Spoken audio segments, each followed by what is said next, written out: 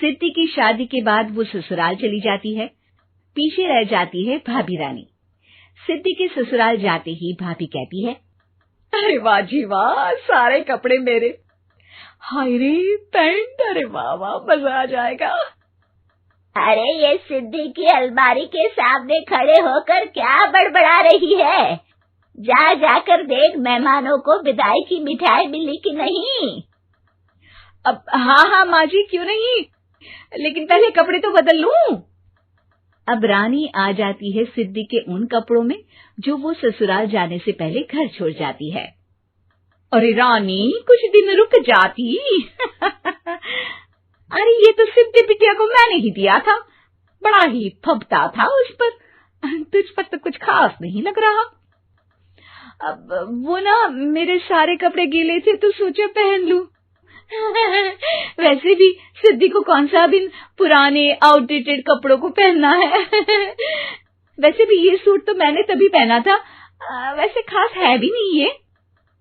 हाँ ठीक है, लेकिन ना मेरी सिद्धि पर तो जमता था। सारे मेहमान चले जाते हैं और सिद्धि ससुराल से मायके पहली बार आती है। ओह, अपना घर, अपना कमरा, अपनी अलमारी। ये बोलकर जैसे ही सिद्धि अलमारी खोलती है तो सामने उसके कपड़ों की जगह कुछ और ही रखा होता है। माँ, ओ माँ, जरा कमरे में तो आना। सास और रानी वहां पहुंच जाते हैं। रानी ने पहनी होती है सिद्धि की जींस और टी शर्ट। अरे भाभी, ये क्या? ये तो मेरी बड़ी ही महंगी टी शर्ट है, इसे आपने घर में क्यों पहनी है? अरे बहुत मिलती है दीदी ये चौक की मार्केट में, 150 में। ओ भाभी प्लीज, ये एरोपोस्टल है, 2000 की एक टी शर्ट। ओह, 2000 में तो दीदी 4 साड़ी आ जाए। अब क्या बोलूं?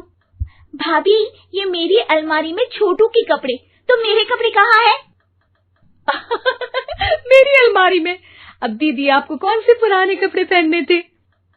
माना भाभी, लेकिन मैं जब घर आती तो यही सब पहनती ना। अरे तुम तो बड़ी कंजूस हो दीदी। खैर, वक्त आता है जब सिद्धि ससुराल के लिए रवाना हो रही होती है। अरे रानी, अंदर से सिद्धि का गिफ्ट ले आ, लड़की पहली बार ससुराल से मायके आई है। रानी अंदर जाती है और एक सिंपल सी साड़ी लेकर बाहर आ जाती है। ये लीजिए माँ जी। सास बेटी को गिफ्ट देकर ससुराल भेजती है। अगले दिन रानी एक सुंदर सी साड़ी पहनकर सामने आती है। अरे रानी, ये तो वो साड़ी है जो मैंने सिद्धि को देने के लिए दी थी जब वो ससुराल ले जाती, लेकिन ये तूने कैसे पहन ली? अरे माँ जी, ये साड़ी तो मुझे बहुत पहले से ही पसंद थी, लेकिन चिंता ना करिए, मैंने सिद्धि के लिए भी अच्छी सी साड़ी दी है। हाँ। तभी सिद्धि का फोन आता है।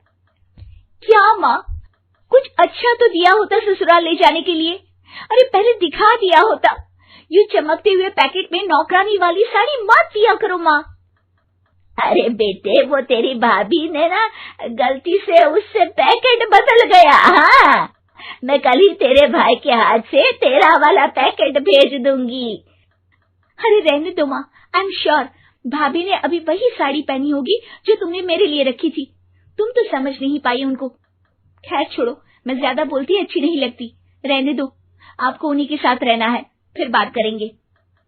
सास को रानी पर गुस्सा आ जाता है। वो उसके कमरे में जाती है जहाँ वो शादी का एल्बम देख रही होती है। रानी, मार्केट जाकर एक ऐसी ही साड़ी लेकर आ, कल प्रतीक जाकर सिद्धि के घर दे आएगा। अरे क्यों माँ जी, कितनी साड़ी देनी है दीदी को? यहाँ कोई सेल लगी है क्या? अरे चुप कर, मेरे बेटी के हिस्से की साड़ी खुद पहन ली, अब ज्यादा ज्ञान बांट रही है। एक दिन सिद्धि का फोन आता है। माँ, मेरी सास ने आप सबको खाने पर बुलाया है। सारे लोग सिद्धि के ससुराल पहुँचते हैं।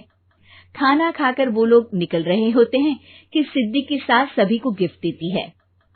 अरे बहन जी, बेटी के घर का खाना खा लिया, यही बहुत है जो आप ऊपर से गिफ्ट भी दे रही है। अरे बहन जी, आप भी कहाँ इन बातों पर विश्वास कर रही हैं। सास सभी को गिफ्ट देती है, लेकिन रानी को जो साड़ी देती है वो अजीब सी हरे रंग की लाल रंग के बड़ी छाप वाली होती है। अरे छी, ये कौन पहनेगा?